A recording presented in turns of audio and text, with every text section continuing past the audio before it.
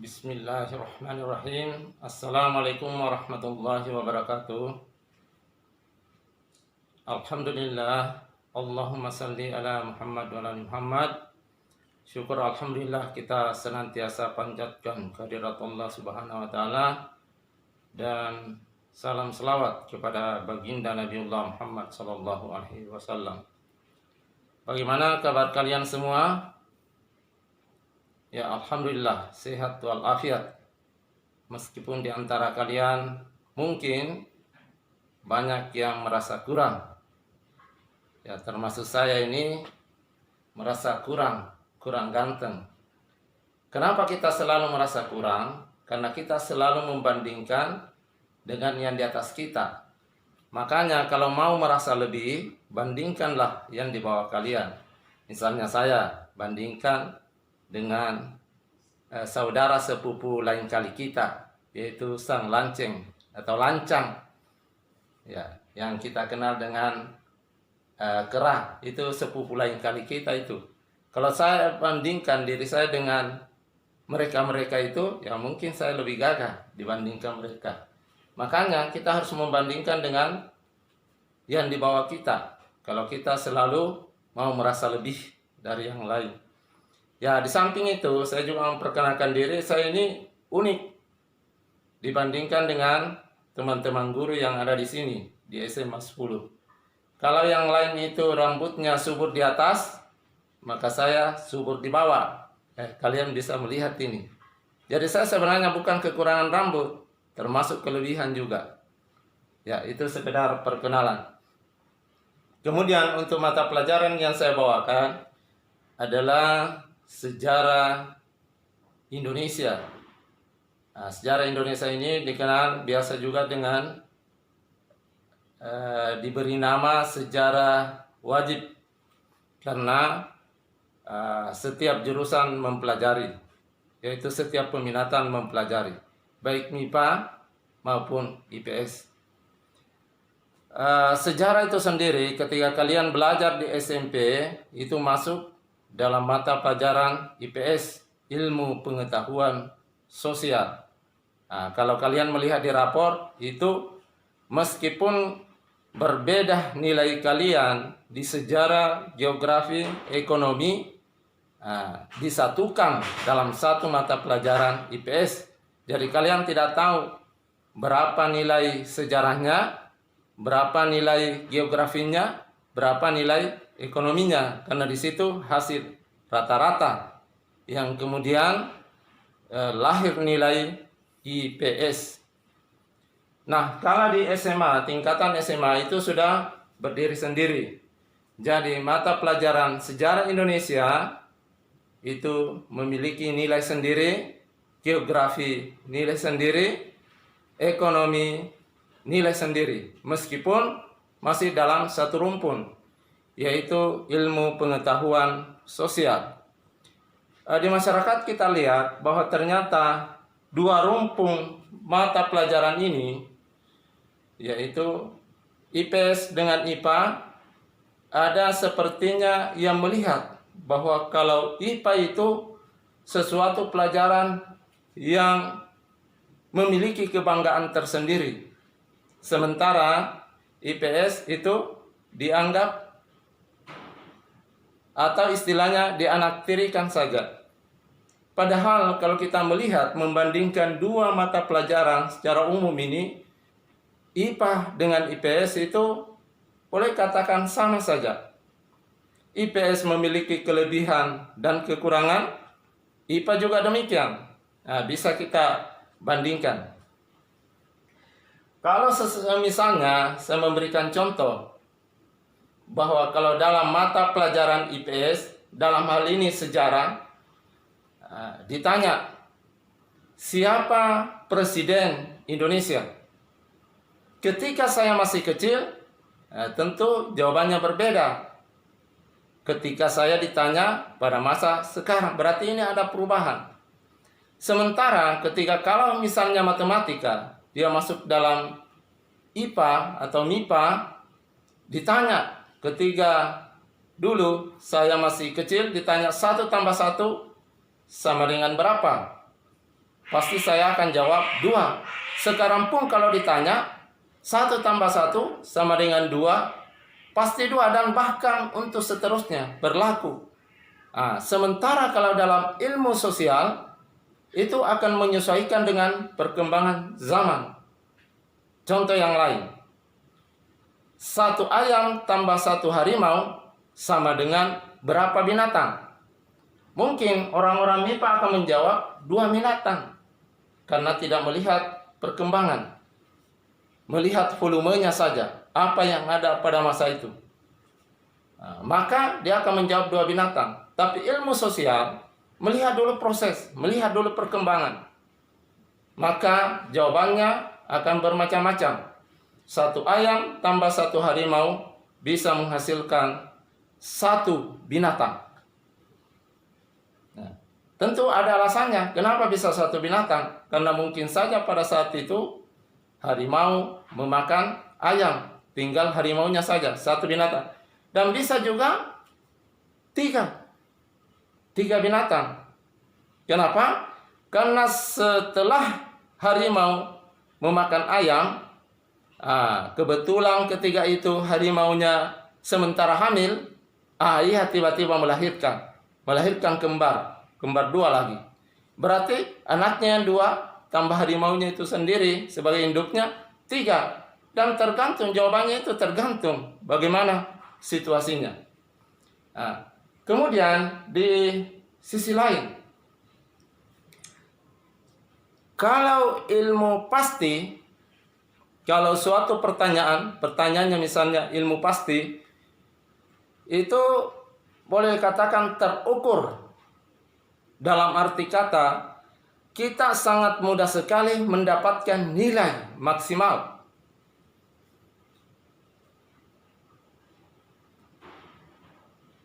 Sementara ilmu sosial itu sangat susah. Karena terkadang ukurannya itu bersifat subjektif. Contoh, kalau misalnya kita ditanya, 2 tambah 2 sama dengan berapa? Ketika misalnya kita menjawab 4, kemudian guru kita memberikan nilai 9, apakah kita protes atau tidak? Kita pasti akan protes. Karena memang 2 tambah 2 hasilnya 4. Berarti mau tidak mau harus dapat 10. Karena kalau diberikan nilai 2 tambah 2 sama dengan 4, kemudian guru kita memberikan 9, kira-kira untuk mendapatkan nilai 10 itu berapa hasilnya? Pastikan tidak.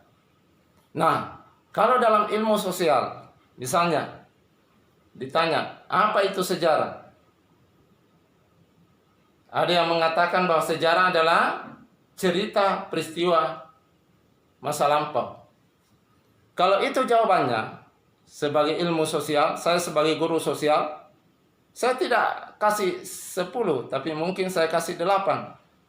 Ketika anak itu protes, kenapa tidak 10? Padahal jawaban saya benar. Karena tergantung dari di mana sisi atau di aspek mana saya memandang sehingga saya kasih 8.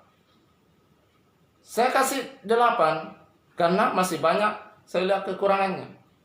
Kalau itu tadi jawabannya bahwa cerita peristiwa masa lampau, saya tanggapi, apakah setiap cerita masa lampau itu adalah sejarah? Bisa diungkapkan dalam sejarah? Kan tidak. Bagaimana kalau tidak memiliki bukti? Ya tentu jawaban ini akan memiliki kekurangan, tergantung dari siapa yang memeriksa. Berarti kesimpulannya, ketika ilmu eksakt atau ilmu pasti itu bisa kita atau mampu atau mudah kita mendapatkan nilai maksimal 10 karena terukur. Sementara ilmu sosial tergantung siapa yang memeriksa. Meskipun mungkin jawaban saya kalau ditanya tadi apa itu sejarah 5 lembar, Tapi karena orang yang memeriksa ini memiliki aspek pengertian yang lain, dia belum bisa memberikan nilai 10. Nah, inilah tingkat kesukaran dari ilmu-ilmu sosial. Karena ukurannya itu terkadang tergantung dari siapa yang melihat. Karena dia meskipun dikatakan ilmu itu bersifat objektif, tetapi tetap ada sifat-sifat subjektifnya dalam menilai sesuatu. Kemudian permasalahan yang berikutnya, dalam mempelajari suatu ilmu, tentu terkadang ada pertentangan antara agama dengan ilmu pengetahuan. Begitu pula dalam mempelajari sejarah sebagai suatu disiplin ilmu. Tentang apa? Saya kasih contoh satu. Tentang asal-usul nenek moyang manusia. Kalau dalam sejarah, nenek moyang kita itu adalah sebangsa primata. Ini berdasarkan teori Darwin, bahwa manusia dengan kera itu seketurunan. Ingat, bukan keturunan. Jadi manusia itu bukan keturunan kera berdasarkan teori Darwin, tetapi seketurunan. Itu beda antara keturunan dengan seketurunan. Apa bedanya? Kalau keturunan berarti manusia itu memiliki nenek moyang kera. Tetapi kalau seketurunan, kera dengan manusia memiliki nenek moyang yang sama. Entah seperti apa bentuknya. Itulah mungkin yang disebut dengan manusia kera. Dibilang kera bukan, dibilang manusia juga bukan. Atau dibilang manusia iya, dibilang kera juga iya.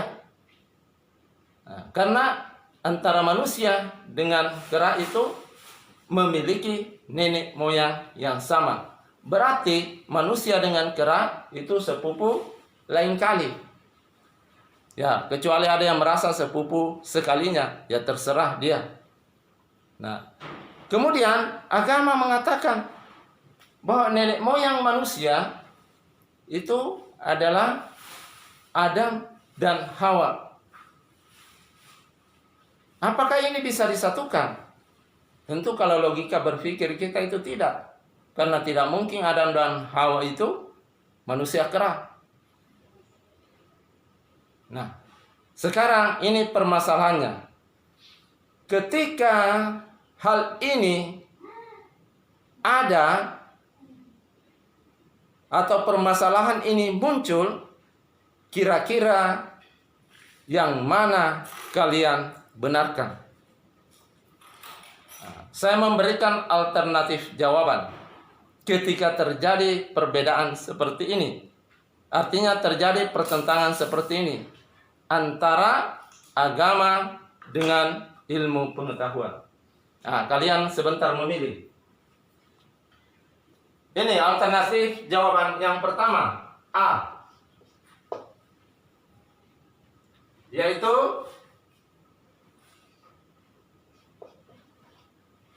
membenarkan agama dan membenarkan juga ilmu pengetahuan. Jadi ini agama, ini ilmu pengetahuan. Kemudian B, membenarkan agama, menyalahkan ilmu pengetahuan.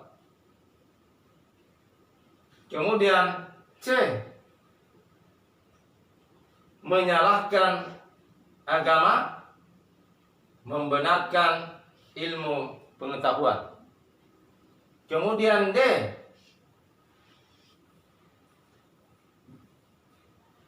menyalahkan agama dan menyalahkan juga ilmu pengetahuan. Ya. Inilah alternatif jawaban yang kira-kira Anda akan pilih.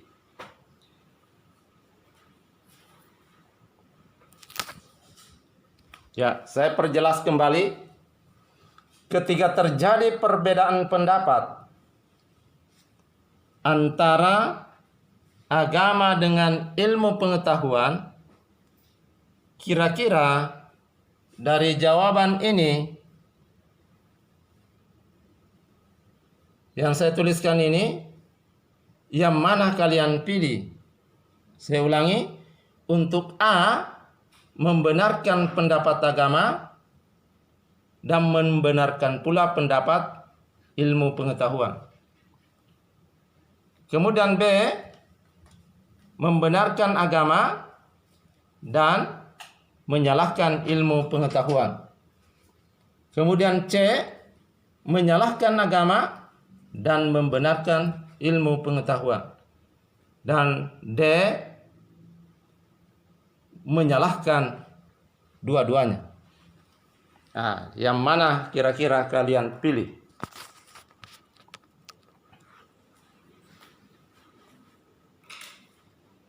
Wah, di antara kalian mungkin sudah ada yang memilih, oh saya pilih A. Dan ada juga mungkin yang memilih, wah rasa-rasanya ini tidak mungkin benar dua-dua. Ah, saya pilih B. Nah, mungkin juga ada, wah saya pilih C. Dan ada mungkin yang sudah sangat bingung, memilih saja D, yaitu menyalahkan dua-dua. Ya baik, masing-masing saya akan tanggapi. Yang memilih bagian A, membenarkan agama, membenarkan ilmu pengetahuan. Ini bisa saja benar. Ini bisa benar kalau jawabannya seperti ini. Karena agama mengatakan bahwa nenek moyang manusia itu Adam dan Hawa, sementara ilmu pengetahuan adalah manusia dengan kera seketurunan, berarti memiliki nenek moyang bukan manusia, bukan juga kera, ataukah dua-duanya? Manusia dilihat manusia, dilihat kera-kera. Artinya wujudnya bukan seperti manusia sekarang dan bukan juga seperti kera yang sekarang. Anggaplah manusia kera. Kalau ini terjadi, kalau mau dibenarkan dua-dua, berarti Adam dan Hawa itu manusia kera. Kalau mau dibenarkan dua-dua. Tapi mungkinkah? Ya, ini ada lagunya Stinky. Mungkinkah? Nah, tapi itu tidak mungkin. Masa Adam dan Hawa manusia kera? Kalian harus ingat bahwa Adam dan Hawa itu adalah mantan penduduk surga. Dan kita yakin bahwa ketika dia penduduk surga, wah, wajahnya sangat ganteng. Hawa pun demikian, sangat cantik. Karena ini penduduk surga. Masa seperti manusia kera? Ya, mari kita akan berpikir, mungkinkah ini benar dua-dua? Kalau dibenarkan dua-dua, harus memilih jawaban seperti itu. Adam dan Hawa, manusia kera. Tapi itu tidak mungkin. Nah, bisa juga dengan alternatif seperti ini. Manusia yang ada sekarang ini memiliki nenek moyang yang berbeda-beda. Ada yang bernenek moyang Adam dan Hawa, dan ada yang bernenek moyang dari manusia kera atau sebangsa primata. Nah, kalau ini yang terjadi, bisakah kalian menunjukkan bahwa ini teman saya ini mungkin nenek moyangnya Adam dan Hawa. Kalau teman saya yang satu ini mungkin nenek moyangnya manusia kera. Hati-hati, jangan sampai kepalamu benjol tiba-tiba. Ada yang pukul dari belakang karena Mungkin kamu tunjuk temanmu, nenekmu, nenek moyangmu itu manusia kera. Pasti kalian semua di sini merasa, wah, saya bukan nenek moyang saya seperti itu.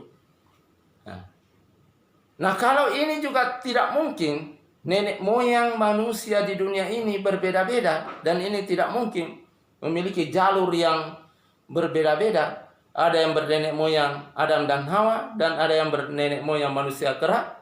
Kalau ini tidak mungkin, berarti ini jawaban ini juga tidak akan mungkin. Tidak akan mungkin membenarkan agama dan membenarkan juga ilmu pengetahuan. Karena nenek moyang kita itu ya satu wujudnya, tidak mungkin berbeda-beda. Nah, kalau demikian, kalau kita sudah mulai bingung, wah, kalau demikian saya memilih B. Apa itu B? Membenarkan agama, menyalahkan ilmu pengetahuan. Kalau itu yang kalian pilih, saya lagi tanggapi. Kalau kalian sudah menyalahkan ilmu pengetahuan, untuk apa capek-capek mendaftar di SMA 10 Negeri Sinjai? Karena pasti di situ belajar sejarah. Untuk apa kita mempelajari sesuatu yang kita sudah yakini bahwa itu adalah salah? Untuk apa lagi belajar sejarah? Nah, kenapa saya katakan kalian mau belajar sejarah? Kalian mendaftar di SMA 10 Sinjai dan tahu bahwa ketika mendaftar di SMA pasti belajar sejarah. Nah, kalau belajar sejarah, belajar tentang nenek moyang. Kalau belajar tentang nenek moyang, kenapa mesti kita pelajari? Padahal itu sudah kita tahu bahwa sesuatu yang salah. Nah, kira-kira kalau sudah begini, apa alasan kalian yang memilih bagian B? Nah, ada lagi yang mungkin, wah, kalau begitu saya memilih C saja. Menyalahkan agama, membenarkan ilmu pengetahuan. Karena kita ini mau belajar sejarah, jadi biarlah agama salah. Oh, hati-hati. Kapan kita sudah mencoba menyalahkan agama dan kalian punya keyakinan terhadap agama, ada dalam surah Al-Baqarah, Alif Lam Mim, Dzalikal kitabu la raiba fih, bahwa sesungguhnya dalam kitab ini tidak ada keraguan di dalamnya. Tapi kalau kalian menganggap bahwa ini pendapat agama salah, jangankan ragu, memang kalian sudah menyalahkan. Berarti dengan demikian, kalian sudah kufur, sudah kafir. Maukah kalian menjadi kafir? Nah, tentu kan tidak. Kalau begitu, yang mana? Wah, karena mungkin sudah ada yang bingung, menyalahkan saja dua-dua. Ini yang menyalahkan dua-dua, yang memilih D. Wah, saya juga sudah tidak tahu orang dari mana. Karena dia sudah kafir, sudah beleng-beleng istilahnya barangkali dari ilmu pengetahuan. Sudah tidak bisa juga menerima kebenaran ilmu pengetahuan. Nah, kalau demikian, kira-kira di antara kalian siapa yang bisa menyimpulkan?